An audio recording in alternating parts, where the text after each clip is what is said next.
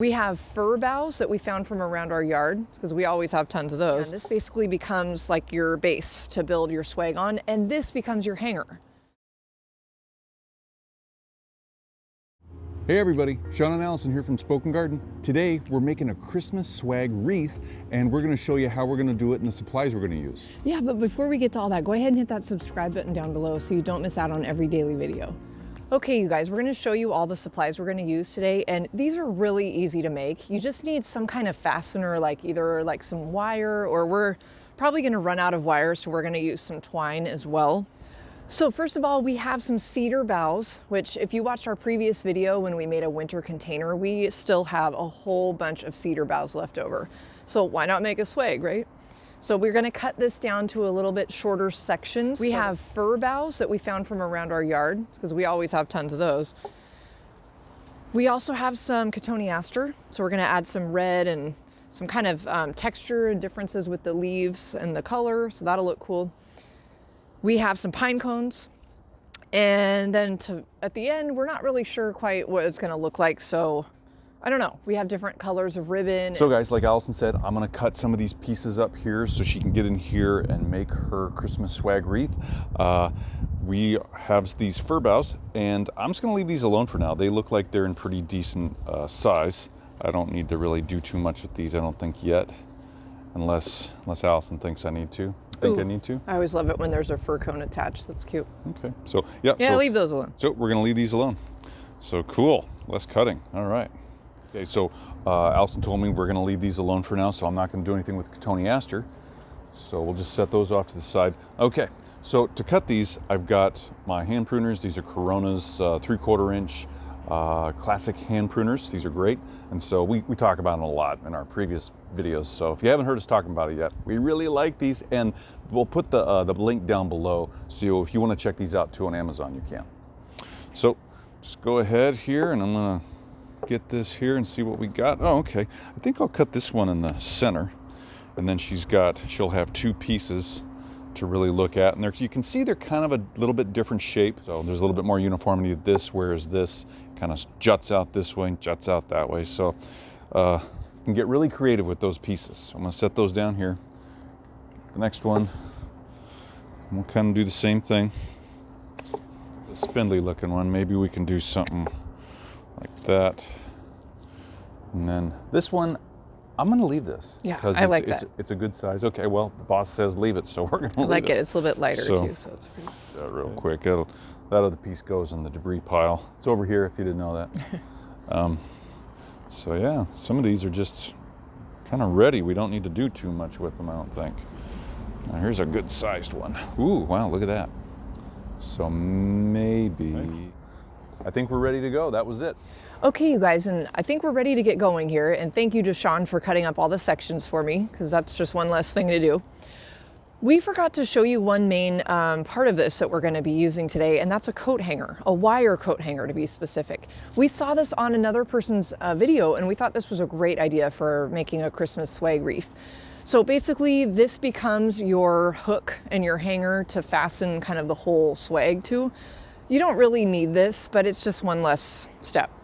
So what I'm going to do is I'm going to kind of stretch out the coat hanger and kind of try to straighten it out as best I can. So again, once you flatten it as best you can, this basically becomes like your base to build your swag on, and this becomes your hanger. So I'm just going to kind of actually curve that a little bit so it's ready to just go right on a nail or on your door or whatever you want to use it on. So we forgot to mention that we're making these as gifts for some family members, so we hope they turn out. So now that that's ready to go, I am ready to start putting I'll probably start with cedar boughs and then add some other things on top. So you never know what you're going to end up with.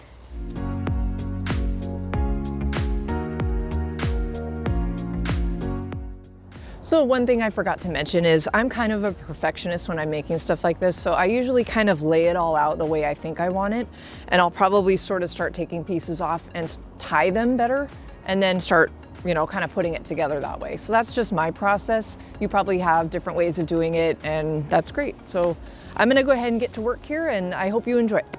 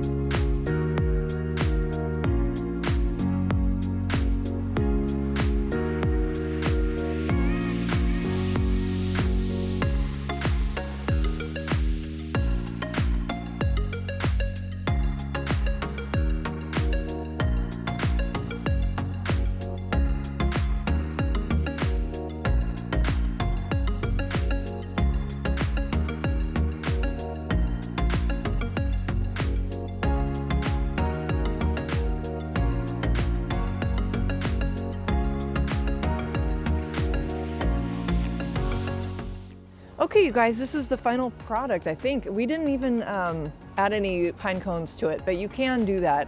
And you'd want to just wrap it really carefully, or using some wire, just kind of like wrap them around. I started with wire and then I added twine that you might have seen me do in the video, because it just didn't feel secure enough. So I wrapped it and knotted the heck out of it to just kind of get it to hold up. But I like the way it kind of sweeps out. I love the cotoneaster. This ribbon you really can't see. It wasn't long enough to make a bow, so I basically just used it as a band to cover the twine.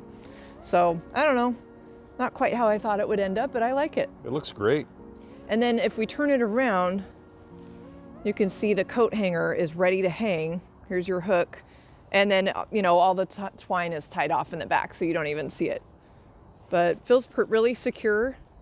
Everything's tied to each other, and I think it's ready to go.